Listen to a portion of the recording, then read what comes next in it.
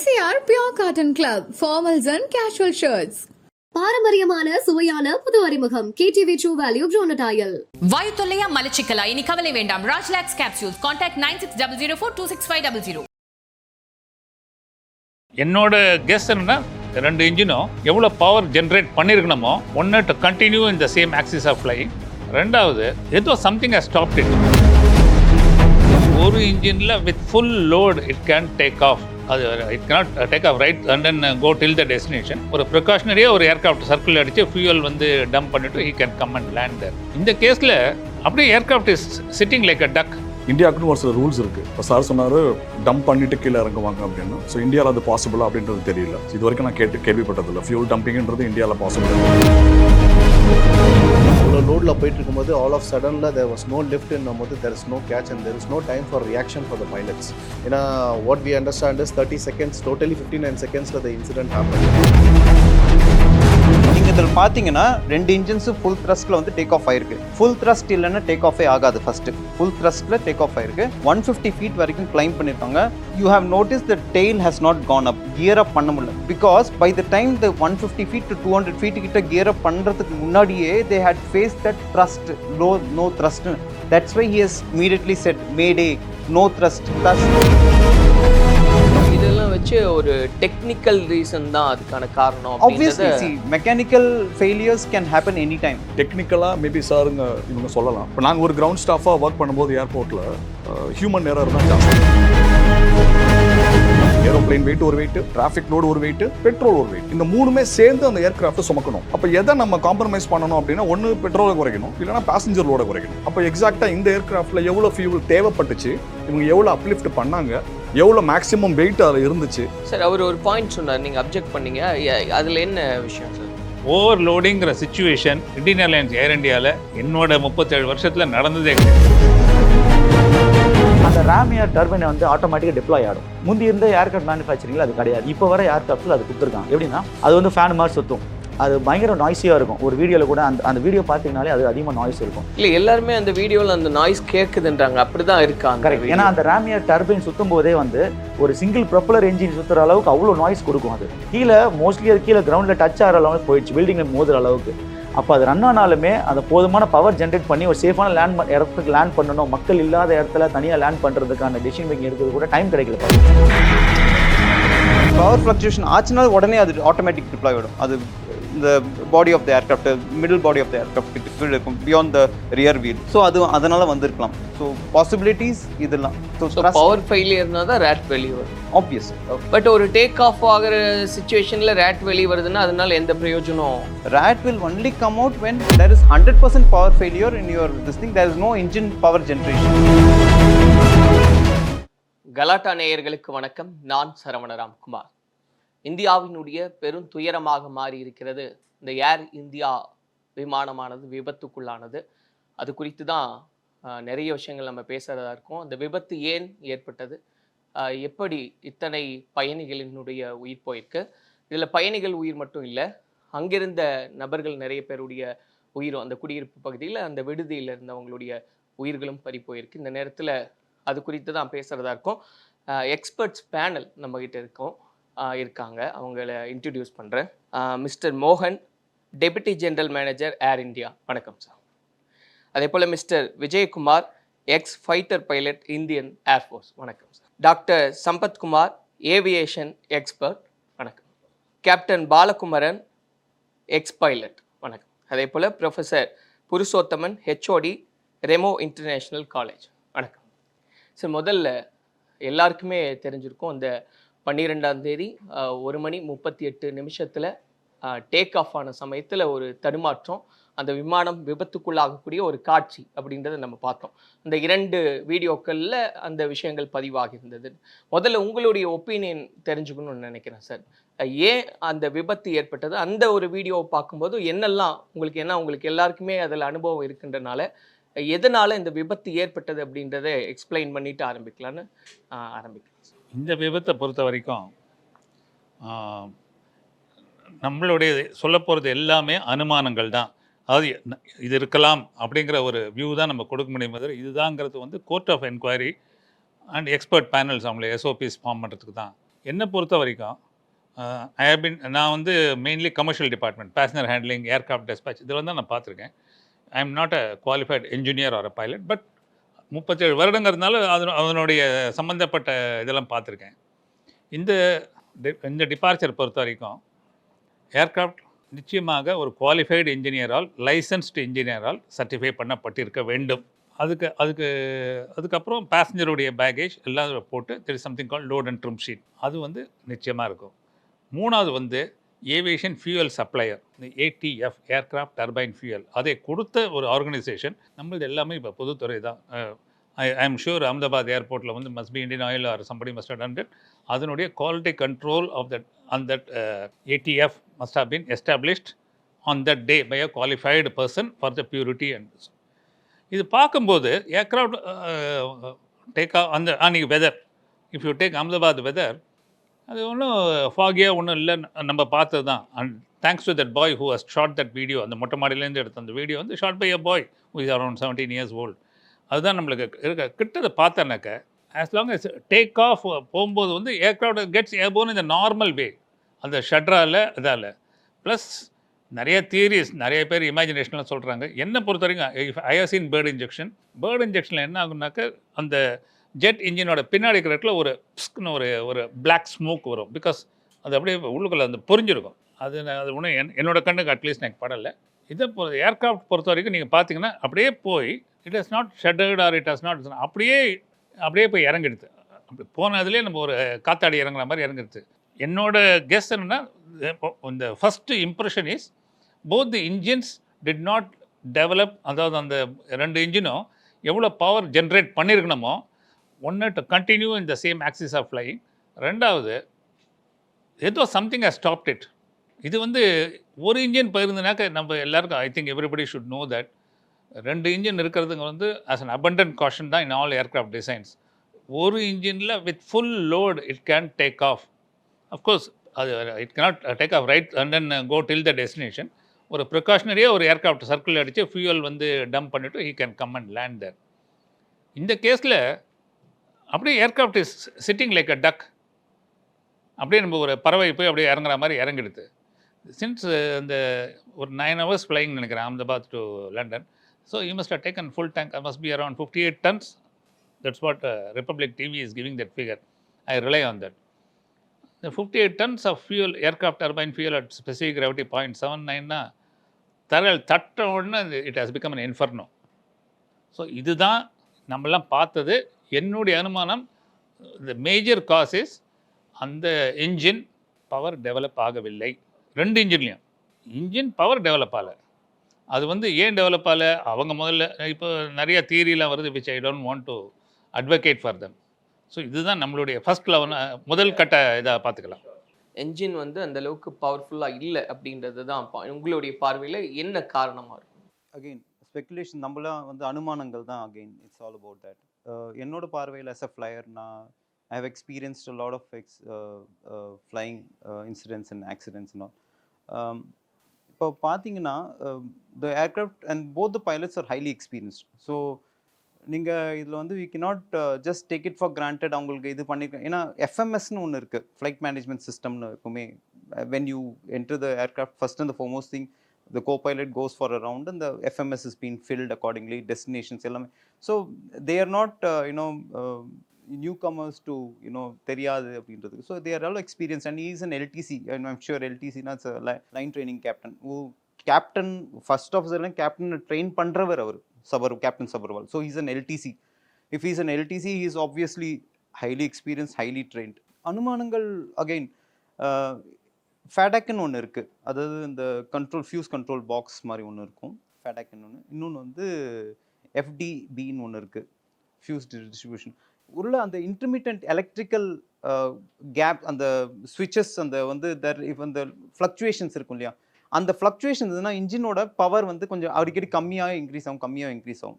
So possibilities, ஏன்னா இதில் வந்து ஒரே ஒரு where I could read in one of the media பிளாட்ஃபார்மில் என்னென்னா, அந்த ஒரு ஸ்விட்ச் ஒன்று, எலக்ட்ரிக்கல் ஸ்விட்ச் ஒன்று வந்து which was suppose to be changed, which was not சேஞ்சுன்ற மாதிரி சொல்லியிருந்தாங்க. Possibly some rain water accumulation, அதை அப்படியே கொஞ்ச நாள் இது நெக்ஸ்ட் டைம் பண்ணிக்கலாம் அப்படின்ற மாதிரி ஒரு அனுமானம் அதில் வந்தது. பாசிபிலிட்டி அந்த எலக்ட்ரிக்கல் டிரான்ஸ்மிஷன் ஸ்விட்சில் இன்டர்மீடியன்ட் ஃப்ளக்சுவேஷன்ஸ் இருந்தால் இன்ஜின் பவர் வந்து ரெடியூஸ் ஆகும் ஸ்லைட்டாக. So because engines were running, the power didn't generate, that is the catch. நம்ம இன்ஜின் டோட்டல் ஃபெயிலியர் ஆகலை, power didn't get generated. That is precisely one of the reasons why the aircraft, though நீங்க last பாத்தீங்கன்னா when you see that visual shot by that 17 last nose பாருங்க, the nose was trying to, so they were yoking, the yoke was up, they were trying to pull the nose up, but the power was not generated to give that enough lift to that aircraft. The pressure is not created in the ground. அதனால என்னாச்சுன்னா அப்படி வந்து இறங்குது. So the nose was up like this and then it hit the ground, wherein the tail almost like belly and the rear portion of the aircraft landed at the bottom. That is one of the reasons why the person who was sitting in 11A could escape. You know, when it hit the ground, the nose was still up and then it broke. So the 11A passenger was likely saved. One of the reasons, possible reasons to get out of it. So இதெல்லாம் வச்சு ஒரு technical reason தான் அதுக்கான காரணம் அப்படின்றத. Mechanical failures can happen any time.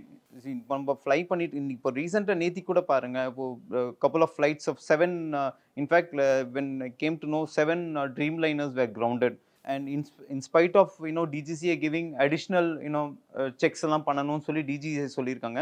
So 7 flights வந்து ground ஆயிருக்குன்னா one of the each and every thing had one reason to it. ஒரு ஏர்க்ராஃப்ட் டெல்லி ஹாங்காங் வந்து when he took off he noticed some flaps issue, so he came back. Even every minute thing is important now. Safety is in primary aspect. Even the as a flying நான் பண்றேன் அப்படின்னா when there is even a slightest of hydraulic failure, ஏதாவது ஒரு fire caution வருது இல்ல erroneous fire, other false alarmலாம் கூட வந்ததுன்னா I will immediately go back and try and land and find out what exactly, because I cannot fly that aircraft to the next destination by knowing is still having this problem. So this one of the reasons the power fluctuation and power generation to that enough capacity was not produced, most probable cause. But as said by Mr. Mohan, CVR and FDR which we can easily come out, because cockpitல வந்து so much of noise இருக்கும், that itself is a distraction. ஏன்னா terrain கத்தும், plus you will have a buildings ahead ன்னு sound வரும். So the cockpit must be too much of noisy at that time when he was crash landing. So sir வந்துட்டு like technically engine was not working என்ற point வராங்க. End of the day it all brings to point like where the lift was not produced. Lift இல்லைன்ற point தான் நான் இன்றைக்கி பேசின மாதிரி. லிஃப்ட்டில் வந்துட்டு நமக்கு ப்ராப்ளம் இருக்குது. லிஃப்ட் ஆகாமல் இருக்கிறதுக்கு என்னென்ன சர்க்கம்ஸ்டன்சஸ்ன்னு பார்க்கும்போது that day we were speaking about the flap retraction. In case flap was retracted அப்படின்னும் போது maybe the lift was lost. அப்படி இல்லை அப்படின்னா நமக்கு வந்துட்டு இன்ஜின் பவர் லாஸ் அப்படின்ற மாதிரி நம்ம பார்த்தோம். மேக்ஸிமம் இது 2 தான் நாங்கள் எக்ஸ்பெக்ட் பண்ணுறோம். இது தாண்டி வேறு எதுவுமே வந்துட்டு ஒரு லிஃப்ட்டை வந்துட்டு க்ரியேட் பண்ணாமல் வண்டி பறக்கிறதுக்கான சக்தியை கொடுக்காத விஷயம் இருக்கும் போது எந்த ஃப்ளைட்டாக இருந்தாலும் கீழே விழுந்துடும். அண்ட் ஏற்கனவே சொன்ன மாதிரி அவங்க வந்துட்டு அந்த நோஸ் அப் பொசிஷனில் தான் ஏர்க்ராஃப்ட் வாஸ் டேக்கிங் ஆஃப். அவ்வளோ லோடில் போயிட்டு இருக்கும்போது ஆல் ஆஃப் சடனில் தேர் வாஸ் நோ லிஃப்ட்ன்னும் போது there is no catch and there is no time for reaction for the pilots. ஏன்னா what we understand is 30 seconds, totally 59 seconds the incident happened. And 30 seconds in power loss and another 30 seconds it going டவுன்னும் போது reaction டைம்னு பார்க்கும்போது ஒரு 15-20 seconds தான் வந்து it was there. And there is no point of second options. யூஸ்வலாக engine எதாவது failure ஆச்சுன்னா டிபெண்ட்ஸ் அப்பான் த ஆல்டிடியூட் நமக்கு வந்துட்டு அடுத்த ப்ரொசீஜர்ஸ் இருக்கும், நெக்ஸ்ட் ப்ரொசீஜர்ஸ் ஃபார் லேண்டிங், அதை பண்ணுறதுக்கான வழிகள்லாம் உண்டு. பட் இந்த இடத்துல அந்த ரியாக்ஷன் டைமே இல்லை. So that was the main reason why was like lift was not தேர்ன்றது தான் ஐம் ஆல்சோ கன்சர்ன் அபவுட். இந்தியாவே ஸ்தம்பிச்சு போன ஒரு நிகழ்வு. ஆழ்ந்த அனுதாபங்கள் எல்லா சொந்த பந்தங்களுக்கும். சார் இது வந்து ஆக்சுவலாக என்னென்னா we learn from the mistakes. இது ஒரு தவறு நடந்துருச்சுங்க. ஒரு ஏர்க்ராஃப்ட்டு இந்த மாதிரி ஒரு கஷ்டத்தை கொடுத்துருச்சு அப்படின்னா சார் எல்லாம் சொன்னாங்க இந்தியாவுக்குன்னு ஒரு சில ரூல்ஸ் இருக்குது. இப்போ சார் சொன்னார் டம்ப் பண்ணிவிட்டு கீழே இறங்குவாங்க அப்படின்னு. ஸோ இந்தியாவில் அது பாசிபிளா அப்படின்றது தெரியல. ஸோ இது வரைக்கும் நான் கேள்விப்பட்டதில்லை. ஃபியூல் டம்பிங்கிறது இந்தியாவில் பாசிபிள் இல்லை. ரெண்டாவது சார் சொன்னாங்க லிஃப்ட்டு. ஸோ லிஃப்ட்டு கிடைக்கல அப்படின்னு சொன்னால் கண்டிப்பாக ஏர்க்ராஃப்ட் வெயிட் அண்ட் பேலன்ஸை பர்ஃபெக்டாக செக் பண்ணியிருக்கணும். அது சார் ஆரம்பத்திலே சொன்னாங்க, மோகன் சார். ஸோ இப்போது நம்ம நேச்சரோட தான் பயணம் பண்ணுறோம் ஏர்க்ராஃப்டில். So lift, thrust, drag, weight அப்படின்னு 4 ஃபோர்ஸஸ் ரொம்ப இம்பார்ட்டண்ட்டு. இப்போ டேக் ஆஃப் ஆகுதுன்னு சொன்னால் நமக்கு லிஃப்ட்டும் த்ரஸ்ட்டும் it should be greater than the drag and weight. So இப்போ சார் சொன்ன மாதிரி லிஃப்ட்டில் அப்படியே அமுந்துருச்சு உட்காந்துருச்சு அப்படின்னு டெக்னிக்கலாக மேபி சாருங்க இவங்க சொல்லலாம். இப்போ நாங்கள் ஒரு கிரவுண்ட் ஸ்டாஃபாக ஒர்க் பண்ணும்போது ஏர்போர்ட்டில் ஹியூமன் எரர் தான் ஜாஸ்தி. ஒரு சில ஆஃப்ரிக்கன் பைலட்ஸ்லாம் வந்து எனக்கு ரொம்ப டெய்ல் ஹெவியாக வேணும்னு கேட்பாங்க, ஏன்னா ரொம்ப ஈஸியாக டேக் ஆஃப் ஆகலாம்னு. நிறைய செல்லிங் ஃபீச்சர்ஸ்னு சொல்லுவாங்க ஃபார் ரெஸ்ட்ரிக்ஷன் டேக் ஆஃப் வெயிட்னு. Aircraft huge aircraft, but runway ரொம்ப ஷார்ட்டர், அது ரிஸ்க். அப்போ ஜீரோ ஃபியூலில் ரெஸ்ட்ரிக்ஷன் சொல்லுவாங்க, அதாவது பெட்ரோல் இல்லாத வெயிட்டை குறைக்கணும்னு சொல்லுவாங்க. அப்போ பெட்ரோல் இல்லாத வெயிட் அப்படின்னா நம்ம டிராஃபிக் லோடு தான். இப்போது தோ நமக்கு 180 சீட்டர் இருந்தாலுமே கூட ரெஸ்ட்ரிக்ஷன் போட்டுருவாங்க. இதில் வந்து 100 பேர் தான் ட்ராவல் பண்ண முடியும், கார்கோவை ரெஸ்ட்ரிக்ட் பண்ணுங்கள், 9 டன்னு கெப்பாசிட்டி இருந்தாலும் 7 டன்னு போடுங்க. ஏன்னா ஏர்க்ராஃப்ட் ஓல்டு மாடல் ஏர்க்ராஃப்ட்டு, இப்போ ரீசெண்டாக அது செக்குக்கு போகணும், அது போகலை. சென்னையிலேருந்து மதுரை வரைக்கும் தான், ஒன்றும் ப்ராப்ளம் இல்லை. இது ஒரு பக்கம். ரெண்டாவது ஃபியூல் அப்லிஃப்ட். ஃபியூல் அப்லிஃப்ட்ன்றது 3 செக்டார் ஃபியூல் அப்லிஃப்ட் பண்ணுவாங்க ஜென்ரலாகவே பேசஞ்சர் ஃப்ளைட்டுக்கு. அதாவது சென்னை டெல்லி, டெல்லி சென்னை, சப்போஸ் சென்னையில் இறங்க முடியல அப்படின்னா மதுரை, பெங்களூர், அந்த மாதிரி நியரஸ்ட்டு. ஸோ இது ரொம்ப சேஃபர் சைடுக்காக 3 செக்டார் ஃபியூல். ஸோ கம்பெனிஸ் என்ன பண்ணுவாங்க, ஒரு சில நேரங்களில் ஃபியூலை கொஞ்சம் குறைச்சே எடுத்துகிட்டு போகலாமே, நம்ம மற்ற லோடு இருக்கலாமே. ஏரோப்ளைன் வெயிட் ஒரு வெயிட்டு, டிராஃபிக் லோடு ஒரு வெயிட்டு, பெட்ரோல் ஒரு வெயிட், இந்த 3மே சேர்ந்து அந்த ஏர்க்ராஃப்ட்டை சுமக்கணும். அப்போ எதை நம்ம காம்ப்ரமைஸ் பண்ணணும் அப்படின்னா, ஒன்று பெட்ரோலை குறைக்கணும், இல்லைனா பேசஞ்சர் லோடை குறைக்கணும். இப்போ நம்ம ஆட்கள் என்ன பண்ணுவாங்க, மேபி பிஸ்னஸ் மைண்ட், ஃபியூல் கொஞ்சம் கம்மியாக எடுக்கலாம், டிராஃபிக் லோடு அதிகமாக எடுக்கலாம், அது மாதிரி அந்த மாதிரி பிளான் பண்ணுவாங்க. அப்போ எக்ஸாக்டாக இந்த ஏர்க்ராஃப்ட்டில் எவ்வளோ ஃபியூல் தேவைப்பட்டுச்சு, இவங்க எவ்வளோ அப்லிஃப்ட் பண்ணாங்க, எவ்வளோ மேக்ஸிமம் வெயிட் அதில் இருந்துச்சு, இந்த மாதிரி சில விஷயங்களை தான் நம்ம இப்போ இனிமேல் வந்து நம்ம கொஞ்சம் அலசி பார்க்கணும். ஸோ இப்போது சாதாரணமாக ஒரு ஏர்க்ராஃப்ட்டு டக்குன்னு பிளாஸ்ட் ஆகுது, கீழே விழுது அப்படின்னா அதில் டிஜிஆர் இருந்ததா, டேஞ்சரஸ் கூட்ஸ் ரெகுலேஷன் ஃபாலோ பண்ணாத சில விஷயங்கள் எல்லாம் இருந்துச்சா உள்ள, இல்லை ஃபார் எக்ஸாம்பிள் காக்பிட் கிட்ட மேக்னெட்டிக் பொருள் எதுவும் வைக்கக்கூடாது. ஸோ அந்த மாதிரியான இருந்திருந்தால் கூட சம்டைம் டிஸ்டர்பன்ஸ் இருக்கலாம். இதெல்லாம் பேசிக் லைன் அப் தானே சார், அது எல்லாமே செக் பண்ணி தானே ப்ராசஸ் பண்ணி. இல்லை சார், நான் அதுவும் ஆரம்பத்திலே சொன்னது தான், we learn from the mistakes. அப்போ சார் சொன்னாங்க இல்லையா, நிறைய ட்ரீம் லைனர் ஹோல்டில் இருக்குது, நிறைய திரும்பவும் செக் பண்ணிகிட்டு இருக்காங்க. ஒரு தவறு நடக்கும்போது தான் நம்ம மற்ற விஷயத்தெல்லாம் நம்ம கொஞ்சம் நுட்பமாக கவனிப்போம். ஸோ இப்போ எல்லாருமே வேலை பார்த்துட்டு இருக்காங்க, எல்லாரும் ஆஃபீஸ் போகிறாங்க, திரும்ப வீட்டுக்கு போய்டுறாங்க, போயின்னு வந்துன்னு இருக்காங்க. அப்படின்னா அதில் இன்றைக்கி ஒரு தப்பு நடந்துருச்சு, நான் அடிஷ்னலாக ஒரு 100 கிலோ போட்டேன், தெரியல, ஃப்ளைட்டு பறந்துருச்சு, இறங்கிடுச்சு, சேஃப். அப்போ இதே பழக்கம் நாளைக்கு வரும். இப்போ இன்றைக்கி ஒரு 100 கிலோ அடிஷ்னலாக போட்டோம், ஒன்றால் போயிடுச்சு இல்லையா. சிஸ்டமில் நம்ம கடகடன்னு டைப் பண்ணும்போது 20 கிலோ 200 கிலோ ஆக வாய்ப்பு இருக்குது, 20 கிலோ 200 கிலோ ஆக வாய்ப்பு இருக்குது இல்லையா. இப்போ தூங்கும்போது நம்ம தண்ணி வைக்கிறோம், தண்ணி பாட்டில் ஃபுல்லாக இருக்குது, பக்கத்தில் இருக்கிற குடிச்சிட்டா இருக்கேன், நான் தூக்கத்துலேருந்து எழுந்துக்கும் போது அந்த தண்ணியை நான் எப்படி எடுப்பேன், ஃபுல்லாக இருக்கிற மாதிரி தானே ஃபீல் பண்ணி எடுப்பேன். அதுதான் அந்த ஏர்க்ராஃப்ட் பண்ணும்.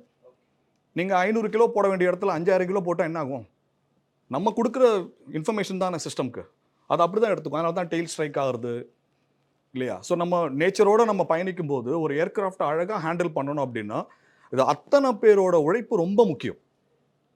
அத்தனை பேருமே பர்ஃபெக்டாக ஒர்க் பண்ணாங்கன்னா எந்த ப்ராப்ளமும் இல்லை. இப்போ இந்தியும் நம்ம நிறைய சொல்லுவாங்க பாருங்கள், சாருங்கெல்லாம் சொல்லுவாங்க என்னெல்லாம் பாசிபிலிட்டிஸ் இருக்குது. இப்போ காலையில் ஒரு நியூஸு, ஃபியூலில் கண்டாமினேஷன் இருந்திருக்கலாம், ஃபியூல் செக் பண்ணணும் அப்படின்னாங்க. அப்போ அதில் ஃபில்டர் இருக்குமே, அது கரெக்டாக பண்ணியிருக்குமே.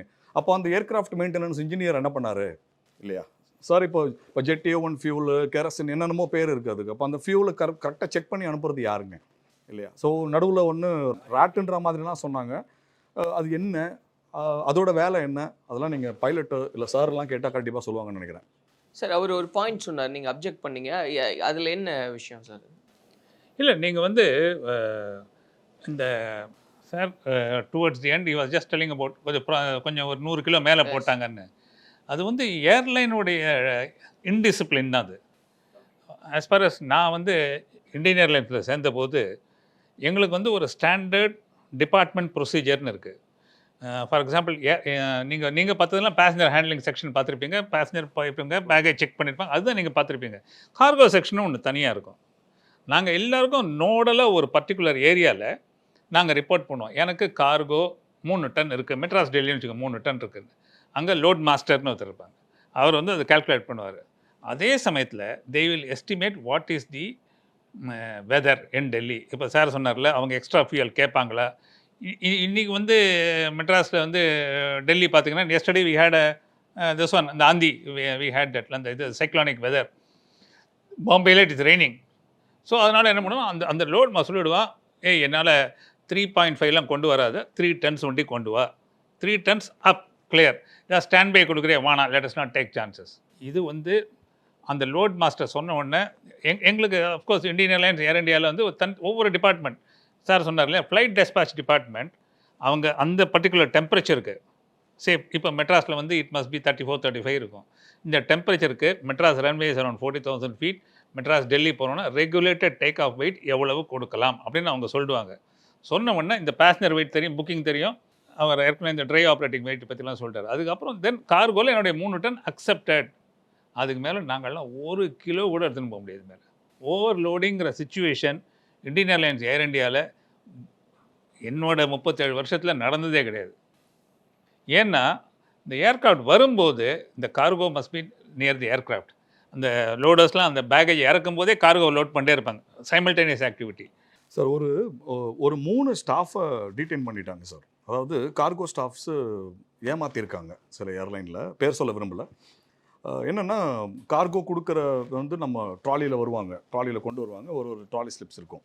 இப்போ இதில் ஒரு 500 கிலோ இருக்குது அப்படின்னு சொன்னால் ஒரு 50 பீஸ் 500 கிலோ நாங்கள் இப்படி தான் கால்குலேட் பண்ணி கம்பார்ட்மெண்ட் வைஸ் நாங்கள் லோட் பண்ணணும். எங்களுக்கு தெரியாது எக்ஸாக்டாக எவ்வளோ வெயிட்டுன்னு, அவங்க கொடுக்குற வெயிட்டு தான் இல்லையா. இப்போ 1 கிலோ 35 ரூபா அப்படின்னும் போது நான் உங்களுக்கு 25 ரூபாய்க்கு அக்செப்ட் பண்ணிக்கிறேன் அப்படின்னா அவங்களுக்கு லாபம் தானே. ஸோ இந்த மாதிரி என்ன பண்ணுவாங்க, நிறைய 2-3 பேர் தப்பு பண்ணியிருக்காங்க. காட் கிரேஸ் தான் சார் சொன்ன மாதிரி ஒரு engine is maximum it will support the aircraft, ஒரு இன்ஜினு. ஸோ நம்ம என்ன பண்ணுறோன்னா ஒரு ஏர்க்ராஃப்டை மேனுஃபேக்சர் பண்ணி கொடுக்கும்போது இந்தியாவில் ஒரு அடல்ட்டோட வெயிட் இவ்வளோ தான் அப்படின்றத நம்ம கணக்கெடுத்துக்கிறோம், 75 kg அப்ராக்சிமேட். இப்போ அதர் கண்ட்ரியில் ஆஸ்திரேலியாவில் யூரோப்லலாம் 90 kgs வரைக்கும் போகுது கால்குலேஷன் பிரகாரம். அப்போது நம்ம என்ன பண்ணுறோம், ஆவரேஜாக எடுத்துக்கிறோமா, மேக்ஸிமம் டேக் ஆஃப் வெயிட்னு ஒன்று இருக்கும் ஏர்க்ராஃப்ட்டுக்கு. அது நம்மளை எதுவும் பாதிக்காது. நம்ம எப்போவுமே வந்து ரொம்ப சேஃபர் சைடாக தான் நம்ம ஆப்ரேஷன் பண்ணுறோம். டிஜிசியை பர்ஃபெக்டாக அதை பிளான் பண்ணி எங்களுக்கு கொடுப்பாங்க. ஸோ லோட் ஷீட் கொடுக்கும்போது இந்த ஏர்க்ராஃப்டால் உதாரணத்துக்கு ஒரு 60 கிலோ தூக்க முடியும் அப்படின்னு சொன்னால் நம்ம என்ன பண்ணுவோம், 40 கிலோலேயே ரெஸ்ட்ரிக்ஷன் பண்ணுவோம். நல்லது, அதுக்கு மேலே நம்ம போட்டால் நல்லது இல்லை அப்படின்றது நமக்கு தெரிஞ்சு தான். ஸோ இந்தியா வந்து பர்ஃபெக்டாக அந்த ஒரு கான்ஸ்டியூஷன் அழகாக டிரைவ் பண்ணியிருக்காங்க. சிவில் ஏவியேஷனில் பக்காவாக இருக்குது எல்லாமே. அப்படி இருந்தும் நம்ம ஆட்கள் பண்ணுற தவறு தான். இதெல்லாம் உண்மையாலுமே பெரிய விஷயம் சார். இந்த ஆக்சிடென்ட்லாம் எப்படி நடந்துச்சுன்னு அதுன்றது யாராலையுமே கணிக்க முடியாத சூழல். எதனாலனா எல்லாமே நம்மளுக்கு ஸ்டாண்டர்ட் ரெக்கமெண்டட் ப்ராக்டிசஸ் எல்லாமே பர்ஃபெக்டாக இருக்கும்போது இந்த மாதிரி ஒரு சம்பவம்லாம் நடக்குது அப்படின்னா பெரிய விஷயம் சார். அது நடக்காது. நீங்களே பார்க்கலாம், சைக்கிளில் போகிறவங்க ஆக்சிடென்ட் ஆவாங்க 100 பேர்கிட்ட, பைக்கில் போகிறவங்க. ஆனால் ஏர்க்ராஃப்ட்ன்றது ரொம்ப ரேர் கேஸ். இது மாதிரி ஒரு சம்பவம் நடந்திருக்குன்னா நம்ம ரொம்பவும் ஜாக்கிரதையாக இருக்கணும் இன் ஃபியூச்சர். இல்லை, in fact just wanted to add few points which I கொஞ்சம் டிஃபர் பண்ண விரும்புகிறேன். டிஜிசி நார்ம்ஸ் அதுக்கு முன்னாடி அவருடைய ஒப்பீனியன் கேட்டுருவோம். இன்னைக்கு இது ஒரு பேசும் பொருளாகவே ஆயிடுச்சு. கிட்டத்தட்ட சொல்லணும்னா இது பெரிய ஒரு துயர சம்பவம் இந்தியாவுக்கு. ஏன்னா இதுக்கு முன்னால் வந்து விமானத்துறையை வந்து நம்ம ஸ்டாட்டிஸ்டிக்கலி பார்க்கும்போது ஆக்சிடென்ட் அண்ட் இன்சிடென்ட் வந்து இந்தியாவில் கொஞ்சம் குறைவு. காரணம் சார் சொன்ன மாதிரி இன்றைக்கி இந்த ஸ்டாண்டர்ட் ரெக்கமெண்டட் ப்ராக்டிசஸ் வந்து ஸ்ட்ராங்காக நம்ம ஃபாலோ பண்ணுறதுனால இதெல்லாம் நம்ம வந்து கொஞ்சம் குறைச்சிட்டு மற்ற நாடுகளை கம்பேர் பண்ணும்போது நமக்கு இங்கே கம்மி தான். ஆனால் இன்றைக்கி இந்த சம்பவம் நடந்தது வந்து பார்த்திங்கன்னா இது ஒரு துயர சம்பவம். கேப்டன்ஸால் வந்து அதை வந்து ஹேண்டில் பண்ண முடியல இமீடியட்டாக. அதுக்குன்னு டைம் கூட கிடைக்காத டைமில் டியூரேஷன் நடந்துச்சு அப்படின்றது தான். ஸோ மக்களை பொறுத்த வரைக்கும் இது வந்து ஒரு பெரிய அடி தான். பட் நம்ம ஏவியேஷன்லாம் பேசும்போது இது மக்களுக்கு ஒரு விழிப்புணர்வு. எப்படின்னா இப்போ நானே ஒரு நல்ல பேசஞ்சர் ரெகுலராக ட்ராவல் பண்ணிகிட்ருக்கேன். இப்போ நம்மலாம் வந்து இந்த மாதிரி வீடியோஸ் கொடுக்கும்போது டெக்னிக்கலாக பேசும்போது இன்றைக்கி விமானம் வந்து பறக்கிறதுக்கு முன்னால் என்ன மாதிரியான சேஃப்டி ப்ரிகாஷன் மெத்தட்ஸ்லாம் ஃபாலோ பண்ணுறாங்க, ஆக்சிடென்ட் ஆகிடுச்சுன்னா அதுக்கப்புறம் எந்த மாதிரியான ஆக்ஷன்ஸ்லாம் எடுக்கிறாங்க, இது ஃப்யூச்சரில் இதே மாதிரி சம்பவம் நடக்காமல் இருக்கிறதுக்கு இந்த கவர்மெண்ட்டும் சரி இந்த ஆர்கனைசேஷனும் சரி என்னென்ன மாதிரி பண்ணுறாங்கன்ற ஒரு விழிப்புணர்வு கிடைக்கிது. அது மூலமாக மீடியாக்களுக்கு வந்து பெரிய நன்றி. இது ஒரு விஷயம். இப்போ இது பார்க்கும்போது ஆக்சிடென்ட்னு வரும்போது ஹிஸ்டாரிக்கலி இப்போ 1950ஸ்லேருந்து 1990s வரைக்கும் நிறைய ஆக்சிடென்ட் நடந்திருக்குது. அப்போல்லாம் வந்து இப்போ இவ்வளோ பேசுகிறோம் நம்ம வந்து மீடியாஸ்லாம் அப்போ ரொம்ப கம்மி. அப்போ வந்து ஆக்சிடென்ட் நடந்ததுன்னு சொல்லுவாங்க. அதுக்கப்புறம் விமான போக்குவரத்து வந்து சம்பிச்சு போகலை, நடந்துட்டு தான் இருந்தது, இல்லைன்னு சொல்லலை. அதுக்கப்புறம் வந்து என்னென்னா ஒரு சம்பவம் நடக்குது விமானத்துறையில் அப்படின்னா அதை தடுக்கிறதுக்கு அதுலேருந்து நிறைய இன்வெஸ்டிகேஷனை ப்ராப்பராக ஸ்டடி பண்ணி திருப்பி ஃப்யூச்சரில் இது நடக்காத அளவுக்கு என்ன பண்ண முடியுன்றதை ஸ்டடி பண்ணி அதை இனிஷியேட் பண்ணுவாங்க. பொதுவாகவே எல்லா கண்ட்ரிலையும் சரி அந்த ஆர்கனைசேஷன்ஸ் அதை பண்ணுவாங்க. நம்மளும் அதை தான் பண்ணிகிட்டு இருப்போம் மோஸ்ட்லி. ஸோ இப்படி பண்ணுறதுனால தான் இன்றைக்கும் வந்து இது safest transportation in the world compared to other transportation சொல்கிறது. அதுக்கு காரணமே இது ஒன்று தான். ஏன்னா சேஃப்டிக்குன்னு தனியாக எக்ஸ்க்ளூசிவாக இந்த துறைக்கு வந்து ஒரு ஆர்கனைசேஷனே ஃபங்க்ஷன் ஆகுது பின்னாலன்னு வரும்போது அதுதான் அதனால தான் வந்து இது சேஃபஸ்ட் ஆர்கனைசேஷன் சொல்கிறோம். பட் அதையும் தாண்டி இந்த மாதிரி சம்பவங்கள் நடக்கிறது சகஜம்தான். இப்போது வெதர் கண்டிஷன்ஸ் இயற்கையினால் இந்த மாதிரி நடந்துச்சுன்னு சொல்ல முடியாது இந்த விஷயத்த. ஏன்னா அந்த வீடியோ பார்க்கும்போது ஒரே ஒரு வீடியோ 2 வீடியோ ரிலீஸ் ஆகிருக்குது. அதை பொறுத்து நம்ம வந்து நிறைய பேர் நிறைய அனுமானங்கள் சொல்ல முடியும். அது அனுமானங்களாக மட்டுமே தான் இருக்க முடியும். அது வந்து கவர்மெண்ட் வந்து அதை தீர விசாரித்து அந்த இன்வெஸ்டிகேஷன் பாக்ஸ் சார் சொன்ன மாதிரி அந்த CVR cockpit voice recorder FDR flight data recorder ரெண்டையுமே அதை வந்து ஸ்டடி பண்ணி ப்ராப்பராக வந்து மக்களுக்கு ஒரு அறிவிப்பு கொடுக்குறது வரைக்கும் நம்மளால் எதுவுமே சொல்ல முடியாது, அனுமானங்கள் மட்டும்தான். இப்போ அந்த வீடியோ வந்து தெளிவாகவும் இல்லை. ஸோ அதை பொறுத்த வரைக்கும் எல்லாரும் அவங்கவுங்க ஒப்பீனியனை கொடுத்துட்டு தான் இருக்கிறாங்க, இல்லைன்னு சொல்லலை. இது மூலம் மக்களுக்கு ஒரு விழிப்புணர்வும் கிடைக்க தான் செய்யுது. ஸோ இப்போ இந்த ஆக்சிடென்ட் வந்து சார் சொன்ன மாதிரி வெயிட் அண்ட் பேலன்ஸில் கூட பிரச்சனை இருக்கலான்னு. உண்மையிலே வந்து இது ஹியூமன் எரரும் இருக்க வாய்ப்பு இருக்குது. ஹியூமன் எரர் எங்கே ஸ்டார்ட் ஆகும் அப்படின்றதுனா, ஒரு ஆக்சிடென்ட்டுக்கு முன்னால் முதல்ல வந்து மேனுவலாக இருக்கும் எப்போவுமே. இப்போ load and trim sheet sir சொன்னார், load and trim sheet prepare பண்ணுவோன்னு. லோட் அண்ட் ட்ரிமில் என்ன இருக்குன்னா, ஃபுல்லாக பேசஞ்சர் எவ்வளோ லோடாக இருக்கிறாங்க, எவ்வளோ பேகேஜஸ் லோடாக இருக்குது இன்றைக்கி, இந்த ஏர்க்ராஃப்ட்டுக்கு ஃபார்வர்ட் கம்பார்ட்மெண்ட்டில் எவ்வளோ லோட் பண்ணியிருக்காங்க, ஆஃப்ட் கம்பார்ட்மெண்ட்டில் எவ்வளோ லோட் பண்ணியிருக்காங்க, இந்த டீட்டெயில் இன்ஃபர்மேஷனை மேனுவலாக எல்லாமே எழுதி அந்த ஷீட் வந்து A3 ஷீட்டோட பெருசாக இருக்கும், அவ்வளோ பெருசாக இருக்கும் ஏர்லைன்ஸில். அதை ஃபில் பண்ணி அதை 2 பேர் வெரிஃபை பண்ணி கேப்டன்ட்டு கொடுத்து பைலட்டும் அதை வெரிஃபை பண்ணிவிட்டு அதுக்கப்புறம் தான் அந்த விமானத்தை ஆப்ரேட் பண்ணுவாங்க. இப்போ எல்லாமே வந்து கம்ப்யூட்டரைஸ்ட் ஆகிடுச்சு. கம்ப்யூட்டரைஸ்ட் ஆனதுக்கு அப்புறமா என்ன ஆகுதுன்னா, இப்போ நான் வந்து லோட் அண்ட் ட்ரிம் ஆஃபீஸர், எங்கள் லோட் மாஸ்டராக இருக்கேன், இன்றைக்கி வந்து லோட் பண்ணியாச்சு எல்லாமே. ஸோ நான் வந்து அந்த சாஃப்ட்வேரில் பிரிண்ட் எடுக்கிறேன். இன்றைக்கி அது சாஃப்ட்வேர் என்ன பண்ணணும்னா, எவ்வளோ லோடு வந்திருக்கு, அது எவ்வளோ செக்ரிகேட் பண்ணணும், ஃபார்வர்ட்லேயும் சரி ஆஃப்ட்லேயும் சரி, எப்படி லோட் பண்ணியிருக்காங்க, பேலன்ஸிங்காக இது கரெக்டாக இருக்கான்றதை வெரிஃபை பண்ணுறது மட்டும் தான் பண்ணுறோம். மற்ற எல்லா வேலையுமே மேனுவலாக பண்ணிட்டு இருந்த வேலையை வந்து இப்போ கம்ப்யூட்டர் பண்ணுது. அப்போ நமக்கு என்னென்னா, ஒரு சில விஷயங்களை வந்து நமக்கு ஒரு சோம்பேறித்தனமாவோ இல்லை இது சரியாக இருக்கும், கம்ப்யூட்டர் வந்து நமக்கு சாஃப்ட்வேர் கரெக்டாக சொல்லிடுச்சு அப்படின்னு. ஏன்னா நம்ம அதுதான் நம்புகிறோம். கிட்டத்தட்ட இப்போ இந்த வரக்கூடிய காலத்தில் ஏஐ எல்லாம் நிறைய வந்துருச்சு அது மாதிரி. ஸோ நம்ம வந்து மனித இனத்தை நம்புறமோ இல்லையோ, இன்றைக்கி மிஷின் ரொம்ப நம்ப ஆரம்பிச்சிட்டோம். ஸோ அதனால் சாஃப்ட்வேரை வந்து நம்ம ரிலை பண்ணிவிட்டு நம்ம அதை ரெடி பண்ணுறோம். இன்ஃபேக்ட் என்னோட டிபார்ட்மெண்ட்லேயே ஃப்ளைட் ஆப்ரேஷன்ஸில் நான் ஒரு ஏர்க்ராஃப்ட் டிஸ்பேச்சர்.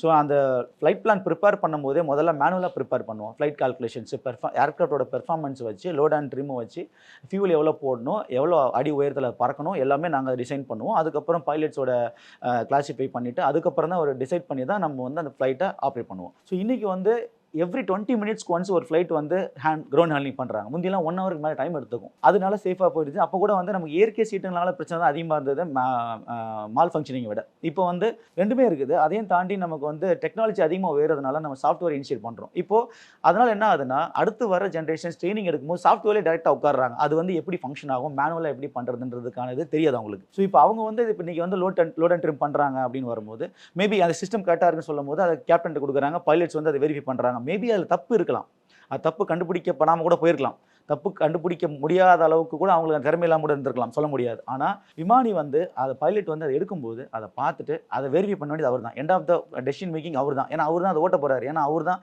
இன்கேஸ் இந்த விமானம் வந்து விழுகுது அப்படின்னா அதிகமாக ஃபஸ்ட்டு பாதிக்கப்பட போகிறது அவர் தான்.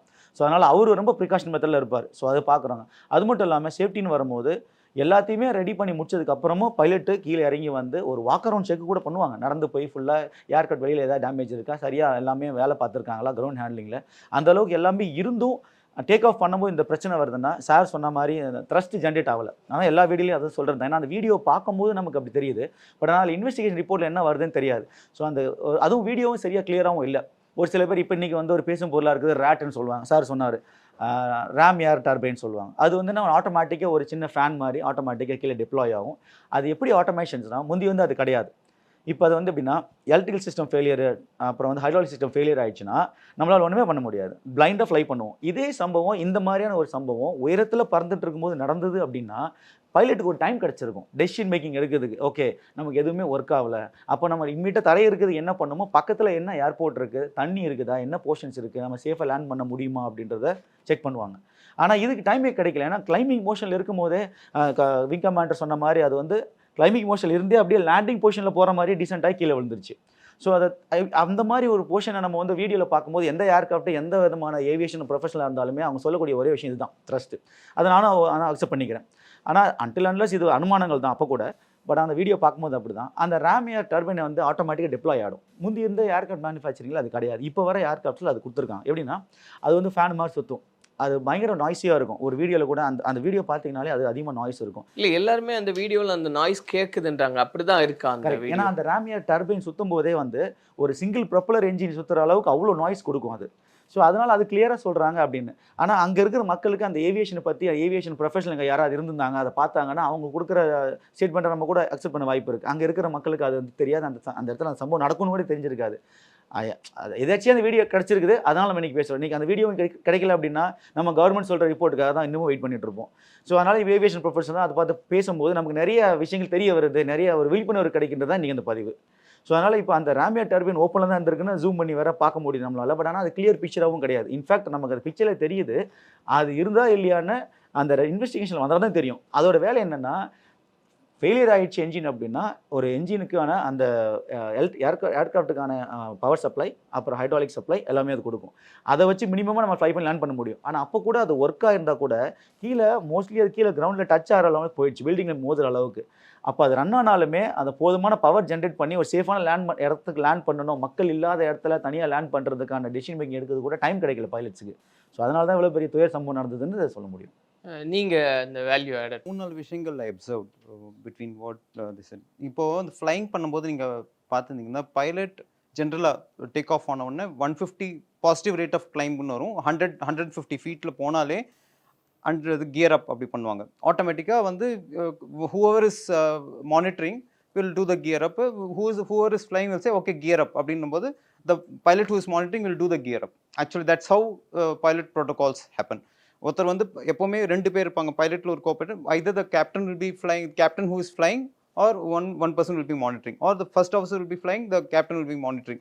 எப்படியாவது ஒருத்தர். so they will say okay 2 பேருமே before we could okay you will be, I'll be monitoring, you will be captain flying. okay அவங்க கூட computer. so captain flying, who is the person who is captain flying, அவங்க தான் வந்து thrust levers-உம் yoke-உம் அவங்க operate பண்ணுவாங்க. the other person will be monitoring the engine gauges, speed, temperature, இதெல்லாம் 80 knots வந்தனா 80 knots அப்படின்வாங்க.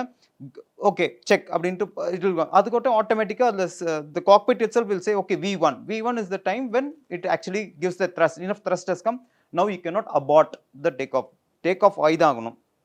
நீங்கள் இதில் பார்த்தீங்கன்னா 2 இன்ஜின்ஸு ஃபுல் த்ரஸ்ட்டில் வந்து டேக் ஆஃப் ஆயிருக்கு. ஃபுல் த்ரஸ்ட் இல்லைன்னா டேக் ஆஃபே ஆகாது. ஃபஸ்ட்டு ஃபுல் த்ரஸ்ட்டில் டேக் ஆஃப் ஆயிருக்கு. 150 ஃபீட் வரைக்கும் கிளைம் பண்ணியிருக்காங்க. You have notice the tail has not gone up. Gear up பண்ண முடியல. Because by the time the 150 feet to 200 feet கிட்ட கியர் அப் பண்ணுறதுக்கு முன்னாடியே they had face that thrust no thrust. That's why he has immediately set mayday no thrust, poor thrust, I'm not able to get into both. So they didn't have time to even put the gear up. So that is very clear, amply clear, that they were not and the situation was not good enough for them to even put the gear up. Another they were fighting to make sure that the nose is up. So somehow they want to create that thrust. Now the point of this point when he said there can be fuel kammiya eduthu poradhukku, I beg to differ on what he said. As per the norm, DGCA norm, no captain will compromise on a 3-sector fuel. Everyone, irrespective of whichever airline, யாருமே வந்து compromise எனக்கு இப்போ Chennai to Bangalore போகிறேன் அப்படின்னா, if in case I have a problem in Bangalore, either I have to come back to Chennai, or I can go to the other nearest airport, maybe Mysore or maybe to Coimbatore, whichever nearest airport where I have that comfortability to land immediately. So on the 3-sector fuel 100% எடுத்துட்டு போய் தான் ஆகணும். That is how, that's why when it is a matter of 8.5 hours flight for AA171, they took 1.5 gallons, which is more than 1.5 times the fuel, almost like 1.2 times the capacity of the fuel they have taken. Approximately 6,000 kgs of fuel is what is consumption of Boeing 787 on a normal, maybe around 8,000, 9,000 extra because of the extra weight. So 9,000 kgs per hour fuel consumption. So they have taken 1.25 lakh liters, means 90,000 liters மேல ஒரு 35,000 litre எடுத்திருக்காங்கன்னா, they have already calculated for the nearest airport also. The point on RAM, which he said, so that RAM will only come out when there is absolute electrical power failure in the whole aircraft. RAM cannot act as your propel, உங்கள் ஏர்க்ராஃப்டை lift பண்ணுற அளவுக்குலாம் கிடையாது. ஏன்னா the RAM will, it's a ரெண்டு propeller இருக்கும். that speed is around speed of sound. நம்மளோட speed பேசுகிற sound of speed ஒன்றுமோ அதோட ஸ்பீடில் அது சுற்றும். அதனால there will be a lot of noise, and that RAM will power you the whole aircraft for essential equipments like உங்களோட temperature gauge, உங்களுக்கு nearest அந்த ரேடார்ஸ், அந்த ரேடியோ டெலிஃபோனிங், இதுக்கெல்லாம் வந்து யூஸ் ஆகும் அந்த ரேட் சாரி அந்த ரேட் வந்து அந்த ட்வின் ப்ரொப்பலரில் ஒர்க் பண்ணுது. So this is what electrical systems work on these lines. இந்த லைட்டுக்கு இதுதான். So all these things factored when you come back to what exactly might have happened அப்படின்னு பார்க்கும்போது thrust has not achieved at beyond 150 feet because the thrust was given till about 150 feet. So there must be some sort of an electrical interruption which must have happened due to which the possibility. நான் எனக்கு அவங்க captain Steven ஒரு YouTube சேனலில் தான் he is specifically focusing on the point of the rat being deployed and the noise and the propel noiseலாம் வருது அப்படின்னு. So that is one of the reasons why that rat must have come up, the intermittent power fluctuation. ஏன்னா அது power fluctuation ஆச்சுன்னா உடனே அது automatic deploy ஆகிடும். அது இந்த body of the aircraft middle body of the aircraft கிட்ட கீழே இருக்கும் beyond the rear wheel. So அது அதனால வந்திருக்கலாம். ஸோ பாசிபிலிட்டிஸ் இதெல்லாம். பவர் ஃபெயிலியர்னா தான் ரேட் வெளியே வரும் ஆப்வியஸ்லி. ஓகே, பட் ஒரு டேக் ஆஃப் ஆகிற சுச்சுவேஷனில் ரேட் வெளியே வருதுன்னா அதனால எந்த பிரயோஜனம்? டேக் ஆஃப் ஒரு டைமில் ஃபுல் த்ரஸ்ட் இருந்திருக்கு. You have full thrust, all your when engines are automatically working, all your electrical things keep working. Rat will only come out when there is 100% power failure in your this thing. There is no engine power generation. MCR Pure Cotton Club, formals and casual shirts. பாரம்பரியமான சுவையான புது அறிமுகம் KTV True Value Gronatyl. வாயு தொல்லையா மலச்சிக்கலா? இனி கவலை வேண்டாம். Rajlax capsules. Contact 9600426500.